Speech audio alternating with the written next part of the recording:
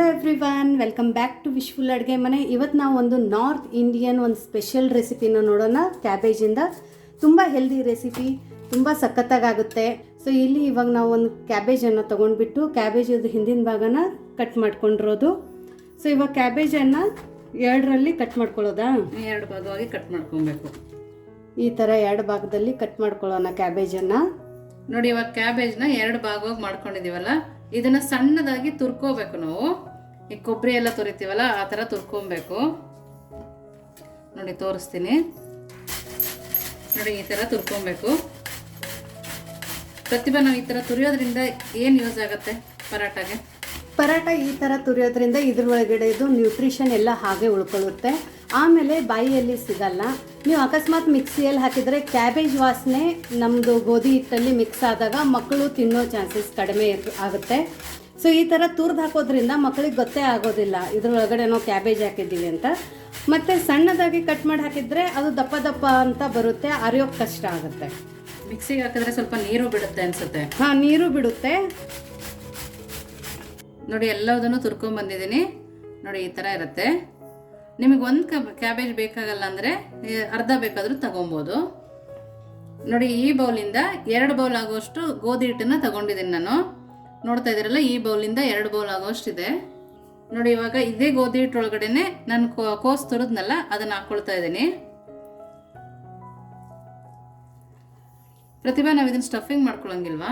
Stuffing ಏನು ಮಾಡ್ಕೊಳ್ಳೋಂಗಿಲ್ಲ. ನೀವು ಇದೇ ಥರ ಡೈರೆಕ್ಟಾಗಿ ಕಲಿಸಿ, ನಾರ್ಮಲ್ ನೀವು ಚಪಾತಿ ಎಲ್ಲ ಮಾಡ್ತೀರಲ್ಲ ಆ ಥರ ಇದನ್ನು ನೀವು ಲಟ್ಟಿಸ್ಬೋದು. ಲಟ್ಸೋಕ್ಕೂ ಈಸಿ, ತಿನ್ನೋಕ್ಕೂ ಈಸಿ.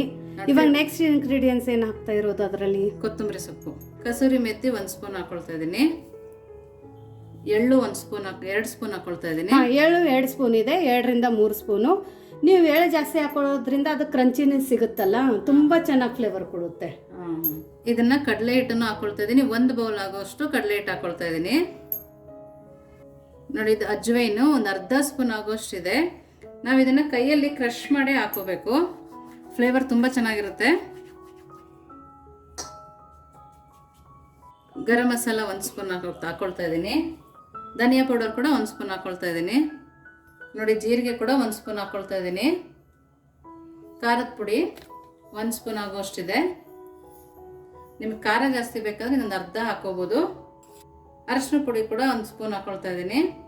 ಸೊ ಇಲ್ಲಿ ಇವಾಗ ನಾವು ಅರ್ಧ ಬಟ್ಲಷ್ಟು ಮೊಸರನ್ನು ಹಾಕ್ಕೊಳ್ಳೋಣ. ಮೊಸರು ಹಾಕೊಳ್ಳೋದ್ರಿಂದ ತುಂಬ ಸಾಫ್ಟಾಗಿ ಬರುತ್ತೆ ಪರಾಟನ, ತುಂಬ ಸಾಫ್ಟಾಗಿ ಬರುತ್ತೆ. ಸೊ ಇದೆಲ್ಲನೂ ಇವಾಗ ಕಲಸೋದು. ರುಚಿಗೆ ತಕ್ಕಷ್ಟು ಉಪ್ಪು ಹಾಕ್ಬಿಟ್ಟು ಕಲಸೋಣ. ನೋಡಿ, ಇಷ್ಟು ಉಪ್ಪು ಹಾಕೊಳ್ತಾ ಇದ್ದೀನಿ. ಇದೆಲ್ಲ ಫಸ್ಟ್ ಕೈಯಿಂದ ಮಿಕ್ಸ್ ಮಾಡ್ಕೊಳ್ಳೋಣ. ಗೋಧಿ ಹಿಟ್ಟಿಗೆ ಮಿಕ್ಸ್ ಆಗೋ ಥರ ಮಿಕ್ಸ್ ಮಾಡ್ಕೊಬೇಕಾ? ಈಗ ಡೈರೆಕ್ಟಾಗಿ ನೀವು ಸ್ಟಾರ್ಟಿಂಗಲ್ಲಿ ನೀರು ಹಾಕೋಕೆ ಹೋಗಬೇಡಿ, ಯಾಕಂದ್ರೆ ಕ್ಯಾಬೇಜಲ್ಲಿ ನೀರು ಇರುತ್ತೆ. ಆಮೇಲೆ ಮೊಸರು ಹಾಕಿದ್ದೀವಿ. ಸೊ ಕ್ಯಾಬೇಜಿಂದನೂ ನೀರು ಮತ್ತೆ ಮೊಸರಲ್ಲಿನೂ ಒಂದು ಸ್ವಲ್ಪ ವಾಟರ್ ಕನ್ಸಿಸ್ಟೆನ್ಸಿ ಇರೋದ್ರಿಂದ ಫಸ್ಟ್ ಇದನ್ನ ಮಿಕ್ಸ್ ಮಾಡಿಕೊಂಡು ಆಮೇಲೆ ನೀವು ನಾರ್ಮಲ್ ಆಗಿ ಗೋಧಿ ಹಿಟ್ಟು ಕಲಿಸ್ತಿರಲ್ಲ ಅದೇ ಅದಕ್ಕೆ ಇದನ್ನ ಸ್ವಲ್ಪ ಸ್ವಲ್ಪ ಚಪಾತಿ ಹಿಟ್ಟು ಕಲಿಸ್ದಂಗೆ ಕಲಸೋದು. ಹೌದು, ಚಪಾತಿ ಹಿಟ್ಟಕ್ಕೆ ಹೆಂಗ್ ಕಲಿಸ್ತೀರಾ ಅದೇ ತರ ಕಲಿಸೋದು. ಇದು ಮಕ್ಳಿಗೆ ಬೆಳಗ್ಗೆ ಲಂಚ್ ಬಾಕ್ಸ್ ಕೂಡ ಈಸಿನೇ ಅಲ್ವಾ? ರಾತ್ರಿ ಕಲಸಿಟ್ಕೊಂಡ್ರೆ ಬೆಳಗ್ಗೆ ಮಾಡ್ಕೊಟ್ಬಿಡ್ಬೋದು. ಹೌದೌದು. ನೋಡಿ, ಇವಾಗ ಸ್ವಲ್ಪ ನೀರ್ ಹಾಕಿ ಕಲಸ್ಕೊಳ್ತೀನಿ. ಸೊ ಮಕ್ಕಳು ತರಕಾರಿ ತಿನ್ನಲ್ಲ, ವೆಜಿಟೇಬಲ್ಸ್ ತಿನ್ನಲ್ಲ, ಚೂಸಿ ಆಗಿರ್ತಾರೆ. ನಾವು ಕ್ಯಾಬೇಜ್ ತಿನ್ನಲ್ಲ, ಕ್ಯಾಲಿಫ್ಲವರ್ ತಿನ್ನಲ್ಲ.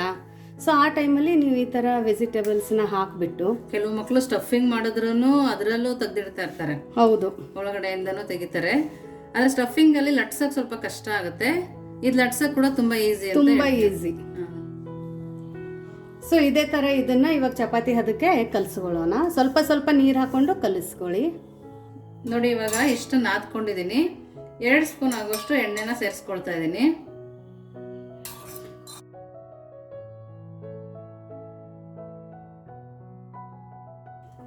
ನೋಡಿ, ಈ ತರ ನಾದ್ಕೊಬೇಕು. ನೋಡಿ, ಇವಾಗ ಸಣ್ಣ ಸಣ್ಣ ಉಂಡೆಗಳನ್ನಾಗಿ ಮಾಡ್ಕೊಳ್ತೀನಿ ನಾನು. ನೋಡಿ, ಈ ತರ ಒಂದು ಉಂಡೆಗಳನ್ನಾಗಿ ಮಾಡ್ಕೊಳ್ತೀನಿ. ನಾನು ಎಲ್ಲಾವುದು ಅದೇ ತರ ಮಾಡಿ ಲಟ್ಟಿಸ್ಕೊಳ್ತೀನಿ. ಸ್ವಲ್ಪ ಗೋಧಿ ಹಿಟ್ಟನ್ನ ತಗೊಂಡಿದ್ದೀನಿ ಒಂದು ಬೌಲಲ್ಲಿ.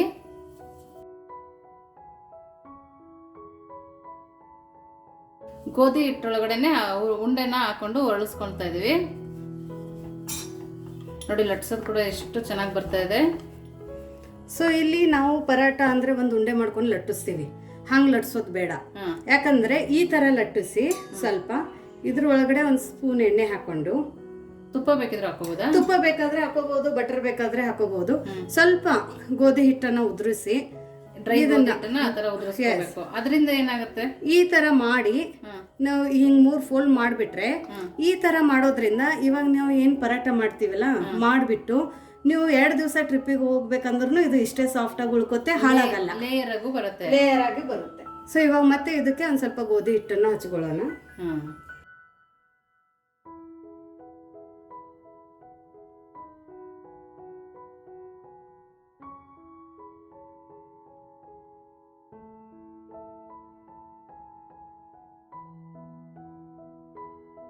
ಸೊ ನೋಡಿ, ಇಲ್ಲಿ ತವೆ ಬಿಸಿ ಮಾಡೋಕೆ ಇಟ್ಕೊಂಡಿರೋದು. ಇಲ್ಲಿ ತವೆನೂ ತುಂಬ ಬಿಸಿಯಾಗಿರ್ಬೇಕು. ಒಬ್ಬೊಬ್ರು ಏನು ಮಾಡ್ತಾರೆ, ತವೆ ಬಿಸಿ ಆಗಲ್ಲ, ಆ ಟೈಮಲ್ಲಿ ಪರಾಟ ಹಾಕಿದ್ರೆ ಆ ಪರಾಟ ನೀಟಾಗಿ ಬೈಯಲ್ಲ. ಆವಾಗ ಏನಾಗುತ್ತೆ, ಅಂಟ್ಕೊಳ್ಳೋ ಜೊತೆ ಹಾಡಾಗುತ್ತೆ. ನೋಡಿ, ಮತ್ತೆ ಒಂದು ಸ್ವಲ್ಪ ಎಣ್ಣೆ ಹಾಕೊಂಡು ನಾವು ಹಿಟ್ಟು ಕಲಿಸ್ಕೊಂಡಿದ್ವಲ್ಲ, ಆ ಹಿಟ್ಟು ಒಂದು 5 ನಿಮಿಷ ನೆನಿಬೇಕಾ? ಒಂದು 5 ನಿಮಿಷ ಇಲ್ಲ 10 ನಿಮಿಷ ನೆಂದಿದ್ರೆ. ನೆನಿಲಿಲ್ಲ ಅಂದ್ರೆ ಏನಾಗುತ್ತೆ? ನೆನಿಲಿಲ್ಲ ಅಂದ್ರೆ ಅಂಚೆ ಎಲ್ಲ ಸೀಳೋಕ್ ಸ್ಟಾರ್ಟ್ ಆಗುತ್ತೆ. ಸೈಡ್ ಕಾಗಳ ನೀವು ನಾನು ಲಟ್ಟಿಸ್ಬೇಕಾದ್ರೆ ನೀವು ನೋಡಿರ್ಬೋದು, ಸೈಡಕ್ಕೆ ಕಟ್ ಆಗ್ತಾ ಇತ್ತು. ಸೊ ಇವಾಗ ನೋಡಿ, ನಾನು ಎಲ್ಲಿ ಏನು ಕಟ್ ಮಾಡಿಲ್ಲ, ಈ ತರ ಲಟ್ಸ್ಕೊಂಡಿರೋದು. ಒಂದು 10 ನಿಮಿಷ ಹಿಟ್ಟು ನೆಂದ ಮೇಲೆ ಇದು ಪರಾಟ. ಸೊ ಇವಾಗ ಎಲ್ಲಿನೂ ಕಟ್ ಆಗಿಲ್ಲ. ನಿಮ್ಗೆ ಯಾವ ಸೈಜ್ ಬೇಕು ಆ ಸೈಜಲ್ಲಿ ನೀವು ಲಟ್ಟಿಸ್ಬೋದು. ಸೊ ನೋಡಿ, ಇವಾಗ ನಾನು ಚಪಾತಿ ಸೈಜಕ್ಕೆ ಲಟ್ಸ್ಕೊಂಡಿರೋದು. ನಿಮ್ಗೆ ಎಷ್ಟು ತೆಳು ಬೇಕೋ ಅಷ್ಟು ತೆಳು ಕೂಡ ಮಾಡ್ಕೋಬಹುದು. ಹೌದು ನೋಡಿ, ಮಧ್ಯ ಮಧ್ಯದಲ್ಲಿ ಎಲ್ಲ ಕಡೆ ಉಗ್ತಾ ಇದೆ. ಮತ್ತೆ ಯಾವ ತರಕಾರಿ ಹಾಕ್ಬೋದು ಇದಕ್ಕೆ? ಮೆಂತ್ಯ ಸೊಪ್ಪು ಹಾಕ್ಬೋದು, ಕ್ಯಾರೆಟ್ ಹಾಕ್ಬೋದು, ಆಲೂಗಡ್ಡೆ ಬೇಯಿಸಿರೋದು ತುರಿದ್ಬಿಟ್ಟು ಹಾಕೋಬಹುದು. ಹೌದು, ನೀವು ಯೂಶ್ವಲಿ ಈ ತರ ಏನ್ ಪರಾಟ ಮಾಡ್ತೀವಲ್ಲ ಅದಕ್ಕೆ ತುರಿದ್ಬಿಟ್ಟು ಹಾಕಿದ್ರೆ ಲಟ್ಸೋಕ್ ಕಷ್ಟ ಆಗಲ್ಲ, ತುಂಬಾ ಈಸಿಯಾಗಿ ಲಟ್ಟಿಸ್ಬೋದು. ನೋಡಿ, ಎಷ್ಟು ತರಕಾರಿಗಳನ್ನ ಹಾಕಿ ಕೂಡ ನಾವು ಪರಾಟನ ಮಾಡ್ಕೊಬೋದು. ಮಾಮೂಲಿ ಚಪಾತಿ ಥರನೇ ಕಾಣಿಸುತ್ತೆ. ನಾವೇನು ಹಾಕಿದ್ದೀವಿ ಅಂತ ಮಕ್ಕಳಿಗೂ ಗೊತ್ತಾಗಲ್ಲ, ಈಸಿಯಾಗಿ ತಿಂತಾರೆ, ಹೆಲ್ದಿಯಾಗೂ ಇರುತ್ತೆ ಎಲ್ಲ ತರಕಾರಿ ಸೇರೋದ್ರಿಂದ. ನೋಡಿ ಆಗೋಯ್ತು, ನೋಡಿ ರೆಡಿ ಇದೆ. ಇವಾಗ ಎದ್ರ ಜೊತೆ ತಿನ್ನೋದು ಅಂತ ಹೇಳ್ಕೊಡ್ತೀನಿ. ಸರ್ವ್ ಮಾಡೋದು ನಾನು, ಬನ್ನಿ. ನೋಡಿ, ಇವಾಗ ಪರಾಟ ರೆಡಿ ಇದೆ. ನೋಡಿ, ಕೈಯಲ್ಲಿ ಹಿಡಿದು ತೋರಿಸ್ತೀನಿ ಎಷ್ಟು ಸಾಫ್ಟ್ ಇದೆ ಅಂತ. ನೋಡ್ತಾ ಇದ್ದೀರಲ್ಲ, ನೋಡಿ, ಈ ಥರ ಮಾಡಿದ್ರೂ ಏನೂ ಆಗಲ್ಲ, ಅಷ್ಟು ಸಾಫ್ಟ್ ಇದೆ. ಕಟ್ ಮಾಡು ಕೂಡ ತೋರಿಸ್ತೀನಿ ನೋಡಿ. ನೋಡಿ, ಮೊಸರು ಜೊತೆಗೆ ತಿನ್ಬೋದು, ಬೆಣ್ಣೆ ಜೊತೆಗೆ ತಿನ್ಬೋದು, ಹಾಗೆ ಕೂಡ ತಿನ್ನಕ್ಕೆ ತುಂಬಾನೇ ಚೆನ್ನಾಗಿರುತ್ತೆ. ಚಟ್ನಿ ಪುಡಿ ಜೊತೆ ಕೂಡ ತಿನ್ಬೋದು. ನೋಡಿ, ತಿನ್ಬಿಟ್ಟು ಟೇಸ್ಟ್ ಹೇಳ್ತೀನಿ. ತುಂಬಾನೇ ಚೆನ್ನಾಗಿದೆ. ಕ್ಯಾಬೇಜ್ ಸ್ಮೆಲ್ಲು ಕೂಡ ಬರ್ತಾ ಇಲ್ಲ. ತುಂಬ ಅಂದರೆ ತುಂಬ ಟೇಸ್ಟಿಯಾಗಿದೆ. ಸೊ ನಿಮಗೆ ಈ ರೆಸಿಪಿ ಇಷ್ಟ ಆಗಿದ್ರೆ ಕಮೆಂಟ್ ಮಾಡಿ, ಕಮೆಂಟಲ್ಲಿ ಹೇಳಿ. ಆಮೇಲೆ ವಿಡಿಯೋನ ಶೇರ್ ಮಾಡಿ, ಲೈಕ್ ಮಾಡಿ, ಸಬ್ಸ್ಕ್ರೈಬ್ ಮಾಡೋದನ್ನು ಮರಿಬೇಡಿ. ವಿಶ್ಫುಲ್ ಅಡುಗೆ ಮನೆ. Thank you.